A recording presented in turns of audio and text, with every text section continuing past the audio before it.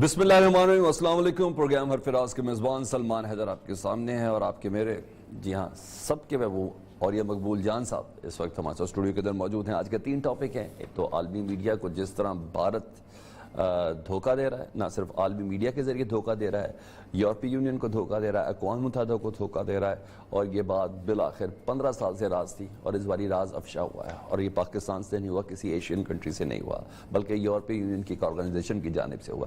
اس کے دورس کس طرح کے نتائج ہیں، کیونکہ پاکستان اس سے قبل یونائٹڈ نیشن میں 2015 میں اس طرح کی کمپلین کر چکا ہے، جس کی بنا پر کچھ این جی اوز جو افریقن بیس تھی، لیکن یہی ایک شریواستو گروپ تھا جس کو رن کر رہے تھے، ان کو بند بھی کیا گیا تھا۔ آنے والے وقت میں اس کے نتائج کیا ہوں گے، یہ بی بی سی کی رپورٹ ہے، کس حد تک یہ اتھارٹی رکھتی ہے اور بھارت کے چہرے پر یا رخسار پر کتنا کچھ زناٹے دار یہ تماچا ہوگا، یہ آج کا ایک ٹاپک ہے۔ دوسرا، پاکستان کی سیاست میں تو ہم نے دیکھا کہ کئی جملے بازی ایسی ہے کہ اخلاقیات کی کوئی قدر ہی نہیں رہی۔ ایسے موقع پہ جب دنیا یہ کہتی ہے کہ پاکستان اور یہ ہمارا جو ایریا ہے یہ ایک تیسری دنیا ہے، تو سوشل میڈیا کے ٹرینڈ بتا رہے ہیں کہ واقعی اب ہمیں خود بھی یقین کر لینا چاہیے۔ یہ اخلاقی پستی، الفاظوں کا چناؤ اتنا گرا ہوا کیسے ہو سکتا ہے، اور دراصل یہ کس چیز کی عکاسی کرتی ہے، اور اس کے لیے اور یہ سب کی جانب بھی چلیں گے۔ لیکن پہلے بات عالمی میڈیا کے تھرو سر بھارت کا ایک اور چہرہ بے نقاب ہوا، یہ تو بہت بڑا ایونٹ ہے۔ میں تو سوچ رہا تھا کہ آج پاکستان کے ہر ٹیلی ویژن چینل پر سوائے اس کے اور کچھ ہو نہیں رہا ہوگا، ٹھیک ہے، لیکن مسئلہ سارا یہ ہے کہ ہم تو پی ڈی ایم اس گھر کو آگ لگ گئی، گھر کے چراغ سے والی بات یہ ہے۔ 2005 میں جب اکبر بگٹی والا سانحہ ہوا ہے تو بلوچستان میں ایک بڑی خاص قسم کی، جسے کہتے ہیں نا، ایک اپ ہیول، ایک انسرجنسی چیزیں پیدا ہو گئی تھی مختلف جگہوں پہ، ایک نیچرل چیز تھی۔ تو اس کے بعد کوئی 1-1.5 سال کے بعد انڈین، میں کالم والم لکھتا تھا، ٹی وی پہ اپیئر ہوتا تھا، تو انڈین چینلز نے ایک دو دفعہ مجھے بلانا شروع کیا، اور انہوں نے کمال نہیں کرتے تھے، وہ کہتے کہ آپ بلوچستان میں رہے ہیں تو یہ ہے تو وہ ہے، اس طرح کی بات ہے پاکستان کی طرف سے۔ تو انہوں نے انگلینڈ میں، اس کے بعد وہاں پر یورپ کے کسی ملک میں یا امریکہ میں بیٹھا وہ کوئی شخص بٹھایا ہوتا تھا کہ جو لکھتا تھا عبدالقدوس بلوچ، ٹھیک ہے، ٹھیک ہے۔ ظاہر بات ہے کہ میں بلوچستان میں 24 سال گزارے ہیں، تو میں عموماً اس سے پوچھتا تھا کہ بھائی آپ بلوچ ہیں؟ وہ باتیں کرتا جی بڑی یہ ہو رہا ہے، ظلم ہو رہا ہے۔ میں نے آپ کہاں کے بلوچ ہیں؟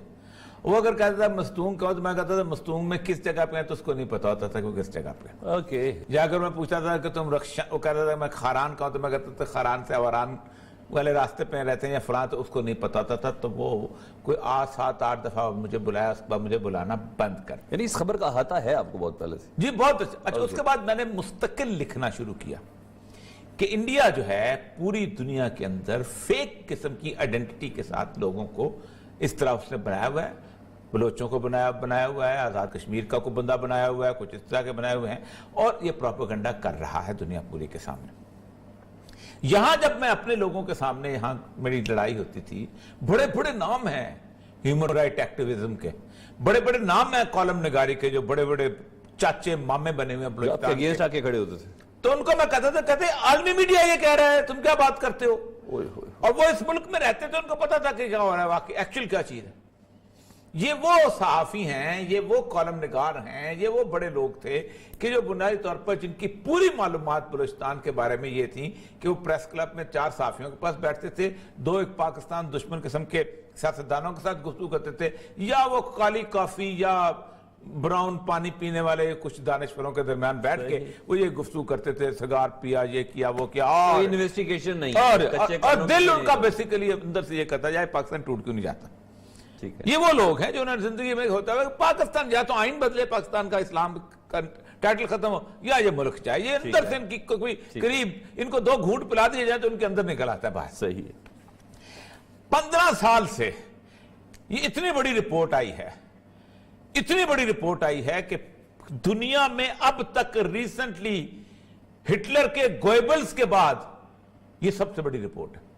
گوئبلز کے بارے میں بھی یہ کہا تھا کہ اتنا سا میڈیا ہوتا تھا اس وقت، جس نے کہا تھا اتنا جھوٹ بولو، اتنا جھوٹ بولو کہ سچ محسوس ہو لگے، ٹھیک۔ اس کے گوئبلز کے بعد، اور گوئبلز کے بارے میں اس نے بھی یہ کہا تھا ہم یہ جیت رہے ہیں، اور جنگ میں ہوتا ہے، لیکن یہ اور کمال کی بات یہ ہے کہ اس میں انوالو کون کون ہے۔ آج سے سال ایک پہلے ایک گروپ ہے یورپین یونین کا برسلز کے بیس، اس کا نام ہے EU ڈس انفارمیشن لیب. انہوں نے کچھ بیلجیم بیسڈ ہے، بیلجیم پہ انہوں نے رپورٹس دیکھی بہت ساری ایسی 265 سائٹ، جس میں مستقل طور پر اخبار تو کسی اور ٹائٹل کے ہیں لیکن خبریں RT کی لگا رہے ہیں، خبریں اپنا اس کی لگا رہے ہیں، اپنا وائس آف امریکہ کی لگا رہے ہیں. ایسا لگتا ہے کہ بنیادی طور پر اوریجنل کوئی کام نہیں، کاپی پیسٹ کیے جا رہے. تو ان کو شک گزرا کہ مسئلہ کیا. جب انہوں نے مطالعہ کیا تو پتہ چلا کہ ساری وہ خبریں جو کہ پاکستان کے خلاف تھیں وہ اکٹھی کی جاتی تھی. پھر انہوں نے اس کا، اور وہ ان کو پتہ چلا کہ دلی کے سرواستو ایک گروپ ہے، اس کا گروپ ہے، اس شری سرواستو گروپ ہے، اس کے یہ بیس پہ تھے. اس کا انویسٹیگیشن شروع کی. 66 ممالک تک پتہ چلا. لیکن یہ جو کل رپورٹ آئی ہے، اس رپورٹ کے اندر 89 پیجز کی رپورٹ ہے. انہوں نے کہا 15 سال سے یہ آپریشن چل رہا تھا. آپریشن دیکھیں کیسے تھا. 117 ملکوں کے اندر، 116 ملکوں کے اندر 750 سے زیادہ فیک ویب سائٹس بنائی. 6 بر اعظم بھی ہے. 6 بر اعظم 570 کے قریب ویب سائٹ بنائی گئی. ٹھیک ہے. اور کمال یہ کیا کہ مختلف، مثلا فار ایگزامپل کچھ رسالے ہیں جو کہ بند ہو چکے ہوئے ہیں. مثلا ایک ہے مانچسٹر ٹائمز. ٹھیک ہے. مانچسٹر ٹائمز جو ہے یہ 1922 کی 20 جولائی کو ختم ہو چکا ہوا تھا. جی انہوں نے اس کا ٹائٹل اٹھایا. ٹائٹل اٹھا کے اس کا ایک مانچسٹر ٹائمز اس کو بنا کے جو اتھینٹیکیشن دے لی. یہ جناب اس کے چیز. اچھا، اس کے بعد انہوں نے ڈیفنکٹ جتنے بھی ڈیڈ میڈیا آؤٹ لیٹس تھے سارے کو اسی کا ریڈیو تھا. پھر ملتے جلتے نام رکھے. مثلا ٹائمز آف لاس اینجلس رکھا، لاس اینجلس ٹائم کے جائے ٹائمز آف لاس اینجلس رکھا. اور پھر وہ کہتا یہ ہے کہ انہوں نے یہ خبریں جو تھیں یہ تو سوشل میڈیا پہ انہوں نے فٹ کی. ٹھیک ہے. اس خبروں کو بنیاد بنانے کے لیے 1 درجن کے قریب جنیوا بیسڈ NGOs بنائی گئی اور ان کو اقوام متحدہ کے ہیومن رائٹس گروپ نے ایکریڈیٹ کیا. کتنا بڑا فراڈ. یعنی اس نے اقوام متحدہ نے ان کو کہا کہ یہ، اور وہ NGO کیا کرتی تھی کہ آپ میرا میں گورا چٹا مل گیا کہیں سے، ٹھیک ہے، جو اچھی تھی، اس کو بلایا اور اس نے باقاعدہ تصویریں دی ہیں. جی. کہ اس بندے کا کہیں کو تعلق نہیں تھا آزاد کشمیر سے، اور اس آزاد کشمیر والے بندے کو کہا کہ میں آزاد کشمیر سے رہتا ہوں، بڑا ہمارے پر ظلم ہوتا ہے، ہم انڈیا سے آزادی چاہتے ہیں. اور جب لیب والوں نے اس سے پوچھا تو اس نے کہا مجھے تو نہیں پتا، مجھے کہا گیا تھا بس بول. مجھے کہا گیا تھا بول. اچھا، پھر اس کے بعد انہوں نے بنگلہ دیش کے باقی تیسری چیزیں، پھر وہ کہتے تھے کہ یہ NGOs جو تھیں جن کو انڈیا پیسے دیتا تھا اور یہ وہاں پر 15-16 لوگوں کا ایک مظاہرہ کراتے تھے. پھر وہ کہتا کہ یہ جو ویب سائٹس کے لوگ جو NGOs تھے یہ پیسے دے کے بسوں کے اوپر اور اس کے بعد بلڈنگز کے اوپر فری بلوچستان اور یہ وہ اس قسم کی چیزیں جو ہیں، اور باقاعدہ ہیش ٹیگ چلتے تھے. کہتے یہاں تک تو سوشل میڈیا کی بات ٹھیک تھی. اس کے بعد یہ ساری سٹوریز ایک اتھینٹیکیٹڈ نیوز ایجنسی ANI اٹھاتی تھی. انڈیا کا سب سے بڑی ایجنسی ہے. اس کو کیا کرتے تھے وہ اس کو سٹیبلائز کرنے کے لیے تاکہ شک کی گنجائش ختم ہو جائے، گنجائش باقی نہ رہے. اور وہ ANI جو تھی وہ اس کو ایک بیس بناتی تھی. ٹھیک ہے. اور پھر اس کا وہ کہتے تھے یہ سارے کا سارا جو ہے یہ ڈوزیئر اکٹھا کیا جاتا تھا. ٹھیک ہے. اور یہ جو ڈوزیئر تھا پاکستان کے خلاف FIR تیار ہوتی تھی. یعنی ڈوزیئر جو تھا مختلف پارلیمنٹ کے ارکان کو پیش کیا جاتا تھا. ٹھیک ہے. اور وہ کہتے تھے کہ بہت بڑا ظلم ہو رہا ہے. اس کے اندر انہوں نے کہا سب سے بڑی بات یہ ہے کہ ایسے لوگوں کا نام لیا جاتا تھا کہ جو لوگ جو تھے وہ موجود نہیں رکھتے. اس نے یہ پوری رپورٹ انہوں نے ایک پروفیسر، اگر اس کی تصویر دکھائیں تو کمال ہو جائے، ایک پروفیسر کے نام انہوں نے لگائی ہے، لوئس بی شان. ہاں جی. یہ 1914 میں پیدا ہوا تھا اور یہ ہارورڈ یونیورسٹی کا لا سکول کا پروفیسر تھا اور دنیا میں فنڈامنٹل ہیومن رائٹس کے لیے اس کی بڑی خدمات تھیں. اور یہ شخص تصویر اس کی رکھ کے نہیں سنیں اس کے بارے میں، اور دنیا بیٹھی رہی، دنیا کو نہیں پتا. انٹرنیشنل میڈیا پہ کہا گیا کہ پروفیسر لوئس بی شان 2007 میں اس نے انٹرنیشنل کانفرنس جو ہوئی تھی یونائٹڈ نیشنز کی ہیومن رائٹس کے، اس میں شریک ہوا اور اس نے پاکستان کی جو ظلم ہے مائنورٹیز کے اوپر اس پر گفتگو کی. ٹھیک ہے. اور اس کی ایک آرگنائزیشن تھی بڑی مشہور اس کی، جس آرگنائزیشن جو تھی اس کے ساتھ SCOP جو ہے سوشل گروپ آف پتہ نہیں کیا، اب یاد آ جاتا. ٹھیک ہے. اس کے بعد میں نے کہا کہ یہ 2011 میں اس نے ایک فنکشن مائنورٹیز کے اسی پروفیسر نے 2011 میں کیا واشنگٹن DC میں، اور یہ پروفیسر 2006 میں انتقال کر چکا ہوا. 2011 میں کون آیا تھا؟ خبر بنا دی. اور خبروں نے یقین کر دیا. اور اس کے بعد سب سے بڑی بات یہ ہے کہ وہ کہتے یہ ہیں کہ جب ہم نے ان سے کانٹیکٹ کرنے کی کوشش کی تو سب کے نمبر بند. سریواستو گروپ کا دفتر بند, اس کا میڈیا کا نمبر بند. پہلی دفعہ ایسا ہوا ہے کہ انڈیا جو ہے وہ بذات خود بولا نہیں ہے. مطلب اس نے بی بی سی نے کہا ہم نے رابطہ کیا, میں آپ کا فگر سناتا ہوں, they were not available. جی بالکل. اچھا, ان کی بیوی کا نام بھی تھا, ان کی بیوی کا نام مسٹر اینڈ مسز شریواستو. جی.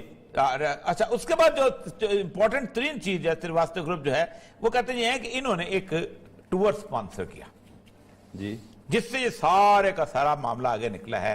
اور جو ٹور جو سپانسر کیا ہے وہ ہے کہ انہوں نے پورے یورپ میں جتنے اسلام دشمن ایم پیز تھے, ٹھیک ہے, right wing Euro MPs, ٹھیک ہے, ان کا انہوں نے کشمیر کا وزٹ ارینج کیا. ٹھیک ہے, ٹھیک. اور یہ وزٹ ارینج ہوا after that. This was the first international delegation to visit the region since August when India's ruling Hindu Front. یہ انہوں نے وزٹ ارینج کیا, اسی سریواستو گروپ نے کیا 2019 میں. ہاں جی, اکتوبر 2019. ٹھیک ہے. اور یہ انہوں نے جا کے اس کو مودی سے ملایا. اچھا. اور پھر یہ رپورٹ کہتی ہے کہ اس کے اندر تب جتنے بھی بندے تھے مختلف قسم کے جو کہ انڈیا میں ادھر ادھر سے آئے ہوئے تھے, ان کو کاروباری بنا کے, تاجر بنا کے پیش کیا گیا. اور اتنی سیکورٹی تھی جس کے اندر تو کہتے ہیں کہ یہ سارے کا this has led to the slew of criticism from the Indian opposition parties also. اس کے کہتے ہیں more than a third of the delegation were from the openly far right parties in Europe which are regarded as anti-Muslim. Okay. Among them سر 15 سال تک یورپی union آپ کو لگتا ہے کہ بالکل اس چیز سے بے خبر رہا ہو؟ پھر ایک رپورٹ مجھے یہ سمجھ نہیں آتی, میرے یہ سمجھ نہیں آتی, تم بڑی باتیں کرتے ہو کہ ہم پتہ نہیں زمین کے اندر سے پتہ نہیں یہ ڈھونڈ لے آتے ہیں. یہ تم اسائلمز کون دیتا ہے ان کی بنیادوں پہ؟ قادیانیوں کو تم اسائلم دیتے ہو, 2 نمبر انہوں نے بندہ چلایا ہوا پورے پاک ملک کے اندر. صحیح. آپ خود جرمن میں بیٹھ کر رپورٹیں لکھتا ہے تمہاری جرمن آرگنائزیشن کہ قادیانی جو ہے ہیومن ٹریفکنگ کرتے ہیں. لوگوں کو کہتے ہیں آؤ قادیانی فارم فل کرو, ہم تمہیں سیٹل کرتے ہیں. وہاں آ کے وہ ان سے چندہ لیتے ہیں, ان سے باتیں کراتے ہیں, سب کچھ کرتے ہیں, اور دیے چلے جا رہے ہو. اور دیے چلے جا رہے ہو. یہ بات 2 جمع 2 4 تو نہیں ہے نا. ایک میں بات یہاں سے چلے جاؤں, میں کہوں کہ میں جی وہ ہوں, بلوچ ہوں, اور میری بڑی حالت خراب ہے, ظلم ہے, زور ہے, بربریت ہے, سب کچھ. مسئلہ پتہ کیا ہے, مجھے دکھ ان پہ نہیں ہے, مجھے پاکستان کی فنڈامنٹل ہیومن رائٹس کی چاچیوں سے, مامیوں سے, پھپھوں سے, تایوں سے, ان سے دکھ ہے. یہ ان 15 سال یہ رپورٹیں ہمارے منہ پہ مارتے رہے ہیں مشرف کے دور سے. اور مجھے کہتے ہیں اور یہ صاحب آپ تو فنڈو ہیں, آپ تو انڈیا کے خلاف باتیں کرتے ہیں آپ ایسے ہی, اور یہ اس صفوں میں کھڑے ہو کر رپورٹیں پیش ہوتی جاتی ہیں. کہاں ہے امتیاز عالم اس وقت؟ کہاں ہے گل بخاری اس وقت؟ کیا اتنی ضرورت ہے کہ معافی مانگے اب یہ لوگ؟ تو اب معافی کون مانگے گا؟ چلے گی اللہ اس کو, اللہ جانے, آسما جہانگیر پروگرام اس کا کامران شاہد کا, انہی رپورٹوں کے اوپر اس نے میرے سامنے بات کی, اس کی بہن حنا جیلانی نے میرے سامنے بات کی. کہاں ہے یہ چہرے؟ کہاں ہے یہ چہرے؟ یہ کس کا کھاتے رہے ہیں اس ملک کے اندر؟ نہ ان کی کوئی تحقیق, اور کس کا کھاتے رہے ہیں اس ملک کا. 15 سال بعد اگر یورپین یونین یہ رپورٹ لے کے آتی ہے, جرت ہے اگر کسی ہیومن رائٹ ایکٹیوسٹ کے اندر تو کھڑا ہو کر صبح کہے کہ ہم کنڈیم کرتے ہیں اس کو, ہم سے غلطی ہوئی ہے, ہم نے اس ملک کے ساتھ زیادتی کی ہے. یہ سارے لوگ بلوچستان نہیں جاتے تھے؟ صحیح. اور جہاں جاتے تھے مجھے پتا ہے کہاں جاتے تھے. یہ کون ہے ان میں جو اللہ نظر کے پاس گیا ہو, کون ہے جو وران گیا ہو, کون ہے جو, ان کو پتا ہے سپلنجی کون سی جگہ ہے, ان کو پتا ہے روزبار کا راستہ کون سا ہے, ان کو پتا ہے عبدالنبی بنگلزئی کہاں بیٹھا ہوا تھا, ان کو پتا ہے بی بی نانی کے ساتھ جو پہاڑ ہے ان کے اندر کیا کیا چیز ہے, ان کو پتا ہے کہ سب سے پہلے پاکستان کے اندر شناختی کارڈ دیکھ کے قتل کرنے کا رواج کہاں چلا تھا. میرے وہ ملازم تھے بیچارے, میرے سبارڈینیٹ ہوتے تھے BDO کے لڑکے, جن کا شناختی کارڈ دیکھ کے قتل کیا گیا تھا. انہوں نے بولا, ان کو پتہ ہے وہاں کتنی ہجرت ہوئی ہے وہاں سے اس ملک پاکستان کے اندر. آج بھی کل میں نے لکھا ہے, لاہور وہ شہر ہے کہ جس کے اندر آج بھی پٹھان جہاں آتا ہے اپنا 15 منزلہ ملازہ تعمیر کرتا ہے, اس کے اندر دکان کھولتا ہے, عزت سے رہتا ہے, اس کو کوئی خوف نہیں ہوتا. بلوچ جہاں پر آتا ہے جہاں بلوچ ہینڈی کرافٹ, بلوچ سجی لے کے آتا دکانیں کھولتا ہے, بلوچ اسکول بناتا ہے, سب کچھ کرتا ہے. 50 بسیں روز پنجاب میں سے گزرتی ہیں امداد बांसवाले की, फिरोज लैडी की, अमन अमान से सुकून से गुजरती हैं। ये लोग वहां बैठ के पंजाबी को गाली देते रहे और इन मेरे मुल्क के इस इंटेलिजेंस ने उनको प्रमोट किया सिर्फ इसलिए। ये सवाल करना चाह रहा हूँ टेक्निकल मुझे इसका, आप समझते हैं कि क्योंकि इस रिपोर्ट के अंदर ना भारतीय एजेंसी यानी रॉ के इन्वॉल्वमेंट को उन्होंने कहा है कि हमारे पास कंफर्म सबूत नहीं है। देखे क्या ये इतना बड़ा नेटवर्क 15 साल से चल रहा हो, 15 पूरे अक़वाम मुत्तहिदा को धोखा दे रहे हो, अक़वाम मुत्तहिदा को कोई धोखा दे सकता है? मुझे ये बताएं, मैं वहां जाता हूं 10 साल लगते हैं वहां जाके मेरी क्रेडेंशियल तय करते करते कि मैं पाकिस्तान में कहां से हूं, क्या हूं, मकसद क्या है, तालीम क्या है, फलां क्या है। ये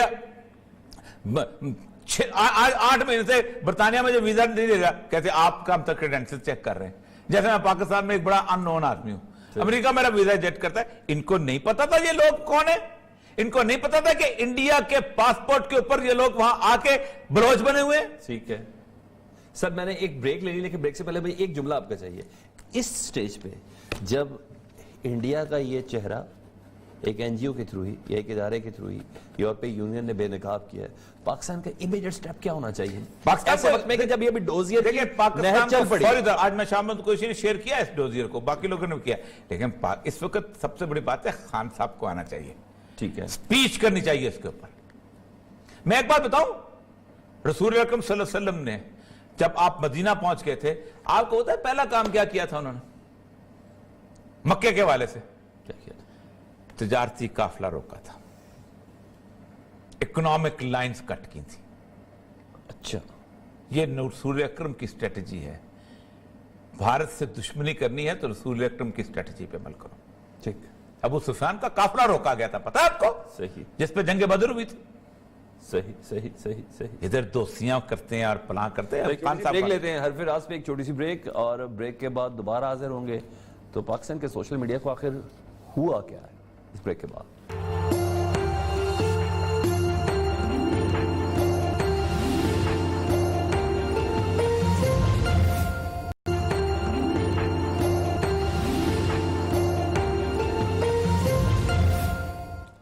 हर फिराज में एक बार फिर से खुश आमदीद। गालिब ने कहा था ना, हर बात पे कहते हो तुम कि तू क्या है, कोई तुम ही कहो कोई अंदाज़े गुफ्तगू क्या है। इतनी बदतमीजी सोशल मीडिया। ये भी कहा था अपना वहां गया मैं भी, तो उनकी गालियों का क्या जवाब, जात थी जितनी दुआएं सर पे दरबा हो गई। यानी जो शरीफ आदमी होता है वो उसका ये होता है कि वो जब कोई उसे गाली देता है तो वो उसको दुआ देता है कि अल्लाह ताला तेरी जुबान पाक करे, ठीक करे, बेहतर करे।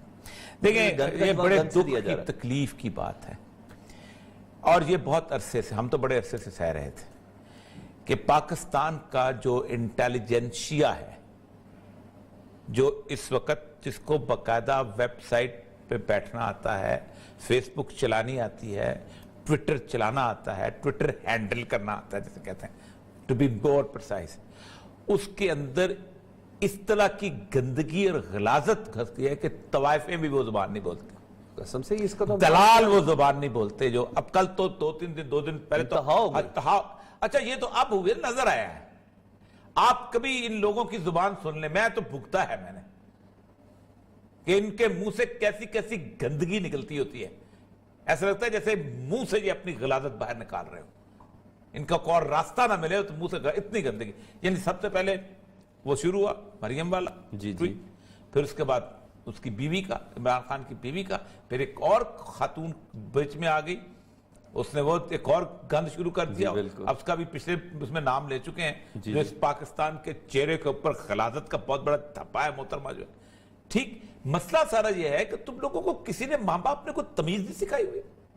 और कितने लोग हैं इस पार्टी के कि जिन्होंने कहा कि हम इसको डिसऑन करते हैं। टॉप ट्रेंडिंग में नाम आ रहा है और खुश हैं, इसलिए टॉप ट्रेंडर में सारे यही तो बैठे हुए हैं।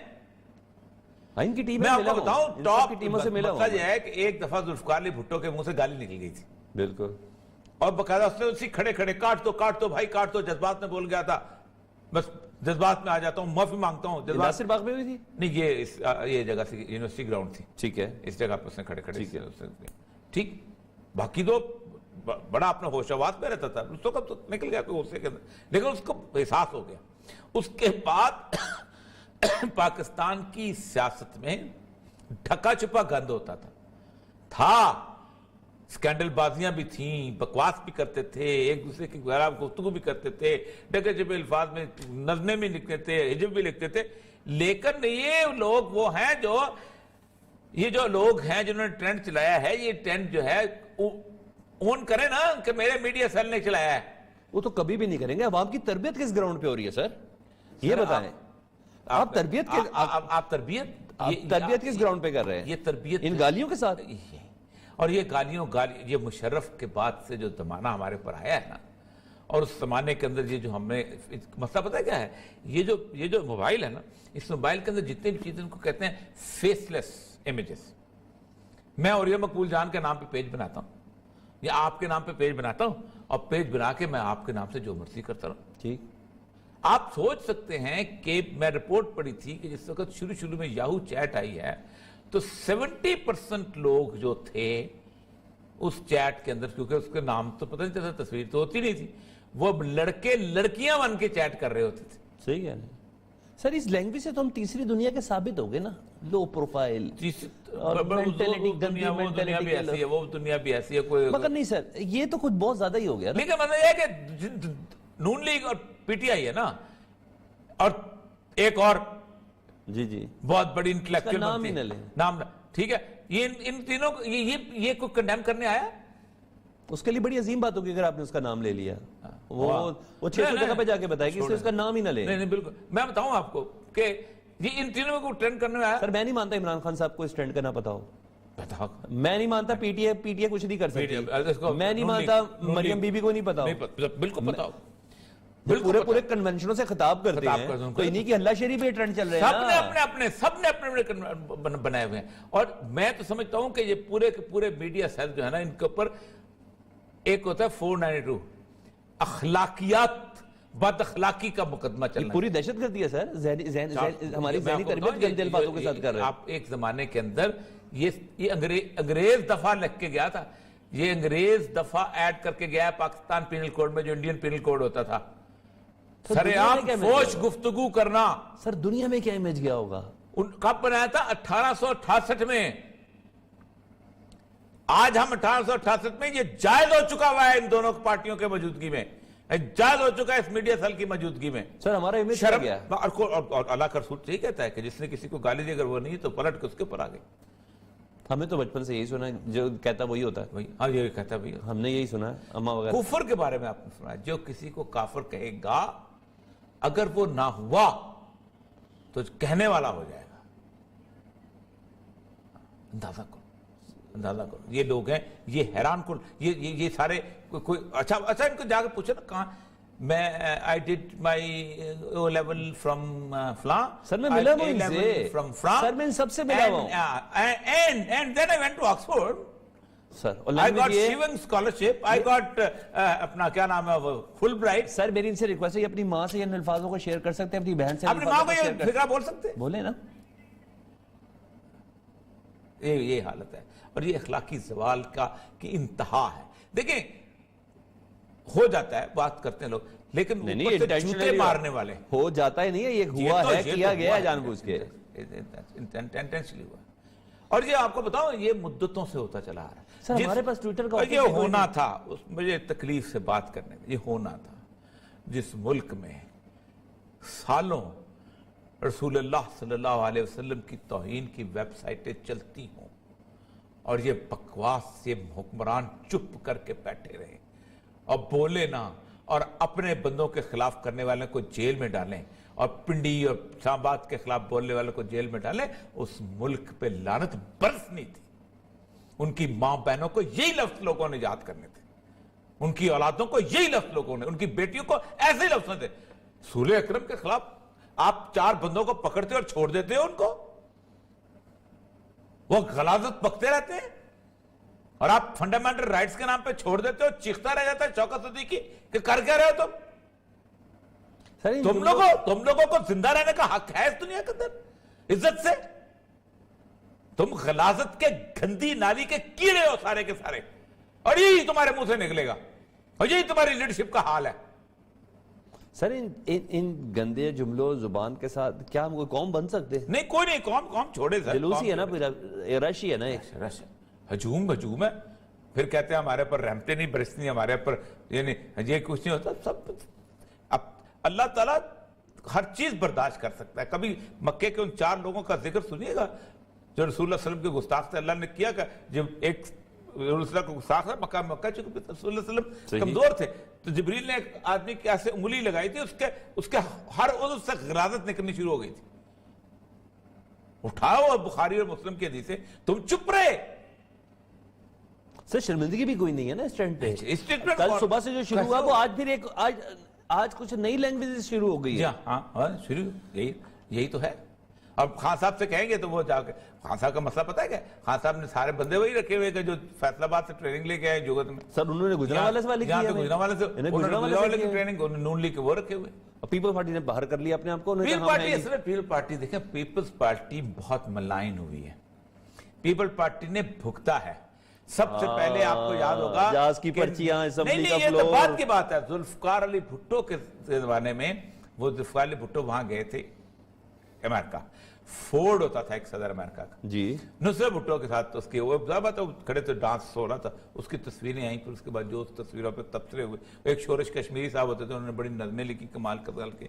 ہمارے مجیب الرحمان شامی صاحب نے بھی وہ تصویر چھاپی تھی بڑے زبردست طریقے سے, اور لوگوں نے. یہ اس وقت سے بھگت رہی ہے پیپلز پارٹی. پھر بے نظیر کی تصویریں نواز شریف صاحب نے پورا سیل بنایا ہوا تھا. پھر جو شیخ رشید جو تھا اس کے بارے میں بکواس کیا کرتا تھا بے نظیر کے بارے میں. پیپلز پارٹی نے بھگتا ہوا ہے, اس کو پتا ہے. یہی ریکویسٹ ہے, وہی بوئیں جو کاٹ سکے, اور اب کاٹنے کے لیے بہت مدت انتظار نہیں کرنا پڑتا. 24 گھنٹے کے اندر جواب کا ایک ٹرینڈ آتا ہے. اس لیے زبان کا ذرا استعمال تھوڑا دھیان سے کریں. ایک بریک لیتے ہیں, بریک کے بعد دوبارہ حاضر ہوتے ہیں.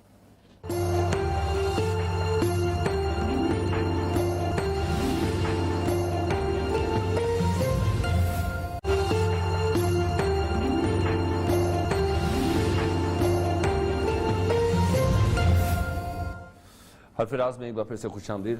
صاحب ایسی تو بہت سی شخصیات ہیں, اور ان چند شخصیات ہی کی بنا پر آج پاکستان کا نام, پاکستان کا سافٹ امیج اور پاکستان کا خوبصورت چہرہ, اس کا نام زندہ ہے. ایسی ایک شخص میں نے کالم میں ایسا لگتا ہے کہ کافی میں عرصے سے میں یہ سوچ رہا تھا کہ ایک کبھی سالوں میں ایک تعزیتی کالم لکھتا تھا میں. اب مجھے مہینوں میں 2-3 کالم, مہینے میں 2-3 کالم لکھنے پڑ رہے ہیں. ایسے ایسے لوگ زندگی سے جا رہے ہیں دوسرے, اور اس کرونا کی وجہ سے جس کو ہم بالکل سیریس نہیں لے رہے. ہمارے ایک دوست تھے, بہت بڑا نام ہے, خورشید عالم گوہر قلم ان کے پاس استاد نے دیا تھا. پاکستان میں اس سے بڑا کیلی گرافر آج تک نہیں. میں تو اس لیے مجھے تکلیف ہوتی ہے کہ میرے گھر کی کوئی ایسی جگہ نہیں ہے کہ جہاں ان کا نقش موجود نہ ہو. میرے گھر کے نام کی تختی انہوں نے لکھی ہوئی ہے. اچھا, میں دفتر میں 2 قطعات اقبال کے لگائے ہوتے تھے, ہر کے رمز مصطفیٰ فہمی داست, شرک رادر خوف مصبردی داست. ایک اور کہتا تھا اقبال کا وہی کہ آپ کے بہت کلوز حلقہ احباب میں تھے. میری جب کتاب شاعری کی آئی تو میں جمیل لکش صاحب نے اس کا وہ بنایا تھا, تو میں ان کے جمیل لکش بہت بڑا پینٹر تھا, اس کے سرورک میں, تو اس کے اوپر نام لکھنا تھا قامت. تو پتہ چلا کہ یہ کوئٹہ میں رہتے تھے اس وقت. یہ کوئٹہ کی اس نسل سے تعلق رکھتے ہیں جو پنجاب سے جہاں گئے تھے, وہاں پڑھاتے تھے لوگوں کو, اور پھر ایک دن تعالیٰ مینگل نے سارے پنجابی کے کہہ کے نکال دیا. حالانکہ وہ صدیوں ایسی ایسی جگہوں پہ بیٹھ کے پڑھا رہے تھے بلوچ بچوں کو, پٹھان بچوں کو, جہاں پانی نہیں ملتا تھا. تو یہ وہاں پنجابی امام بارگاہ ہوتا تھا, اس کے ساتھ ان کا گھر تھا. تو میں ان کو لے گیا, تو بڑے محبت سے ملے اور لکھا. اور تو جمیل لکھ صاحب بھی ہاں کہ اتنا خوبصورت کس نے لکھا ہے. تو آپ ساتکیان اس زمانے میں وہاں کو آئے تھے, وہاں پر کچھ دیر کے لیے آئے تھے, تو وہ صرف ان سے ملتے تھے یا پروفیسر مجھے سنے بہت پسند کرتے تھے. بہت ان کے اوپر جو کتاب لکھی گئی ہے وہ ساتکیان, خط ساتکیان جو ہے اس کے اوپر انہوں نے کتاب لکھی ہے جو بہت بڑے. اچھا, پھر انہوں نے اس زمانے میں پی ٹی وی کمال ہوتا تھا, نون والقلم کے نام سے 15 ایپیسوڈ کی ڈاکومنٹری کی دنیا بھر کی خطاطی کے اوپر. اور پھر وہ جو کتاب کے اندر انہوں نے کہا کہ سیدنا علی سے رضی اللہ تعالیٰ عنہ سے یہ شروع ہوا ہے, اور انہوں نے کہا کہ حضرت علی کے جو قول انہوں نے اس میں لکھے ہیں اس کتاب کے اندر کہ یہ خطاطی ہے یہ آدھا علم ہے. اور پھر ایک رسول اللہ صلی اللہ علیہ وسلم کی حدیث لکھی ہے کہ جس نے حالت ایمان میں بسم اللہ لکھ لی وہ جنت میں چلا جائے گا. تو یہ پھر یہاں آ کے پھر انہوں نے وہاں پہ آ گئے, یہاں پر انہوں نے پڑھانا شروع کیا. اس میں کیا نام ہے, نیشنل کالج آف آرٹس. ان کا بڑا خواب تھا کہ کیلیگرافی کا سکول جو ہے اس کو کھولا جائے, لیکن وہ میں اس میں میرے ساتھ میں سیکٹری کلچر تھا، تو ہم نے کوشش کی کھولنے کی، پھر میری شہباز شریف سے لڑائی ہوگی، وہ پروگرام آدھا رہ گیا۔ پھر میں وال سٹی میں آ گیا، تو پھر وہاں کہا جو ارے صاحب یہاں کرتے ہیں، تو میں نے وال سٹی میں ایک بلڈنگ حویلی بھی دیکھ لی اور ایک علاقہ بک سٹریٹ کے لیے بھی دیکھ لیا، وہ پرپوزل دی، لیکن وہ شریف برادر نے کہا نہیں جی اس سے فوڈ سٹریٹ ہونی چاہیے تھی۔ تو بک سٹریٹ کو کون جانتا ہے؟ فوڈ سٹریٹ والے لوگ ہیں ہم سارے کھابے والے لوگ ہیں، تو فوڈ سٹریٹ بن گئی اور یہ نہ بن سکا۔ تو اصل مقصد یہ تھا کہ یہ اتنا بڑا نام تھا۔ آپ کو یاد ہوگا کہ جامعہ اشرفیہ کے اوپر نا ایک بہت بڑا جامعہ اشرفیہ لکھا ہوتا تھا ٹائلوں میں، بالکل وہ یوسف صدیقی صاحب کا لکھا ہوا تھا، بہت بڑے۔ یہ یوسف صدیقی صاحب اس بندے کے شاگرد تھے عبد المجید پروین رقم کے۔ یہ عبد المجید پروین رقم جنہوں نے اقبال کی بانگدرا لکھی تھی، اور اقبال کہتے تھے کہ جب تک یہ زندہ رہے گا میں شاعری کروں گا، ورنہ میں شاعری نہیں کروں گا۔ اچھا، تو اسی طرح میری کتاب کے ٹائٹل بھی انہوں نے بنائے فراز کے دوسرے تیسرے، اور حسن تھا ان کے خطاطی کے اندر۔ اب بس بیچارے کچھ پتہ نہیں چلا، مجھ سے 2-3 مہینے چھوٹے تھے، لیکن اب تو وبا سے۔ ایک اور آج ہمارے بہت پیارے دوست معروف افضل ہیں، فواز کے بیٹمنٹن بہت اچھے آفیسر، اور وہ بیچارہ اس کو پولیسرز کمیشن کا لگا دیا گیا تھا چیئرمین، اور ہم سوچ رہے تھے پھر ایک آنےسٹ آدمی آیا ہے، پہلے بھی اسی بہتر بہت اچھے چوائس تھی، لیکن وہ چارج بھی نہیں لے سکے، حلف بھی نہیں اٹھا سکے وہاں کا، اور کرونا میں انتقال کر گئے۔ انتہائی نفیس انسان، ویری کمپیٹنٹ پرسن۔ میں اب صرف آپ کو بتاؤں، اس حوالے سے میں نے غزل لکھی، بڑے عرصے بعد شاعری کی، میں وہ سناتا جاتا ہوں، میں وہ سناتا ہوں، بہت دنوں سے بہت میتیں اٹھائی ہیں۔ پلیز۔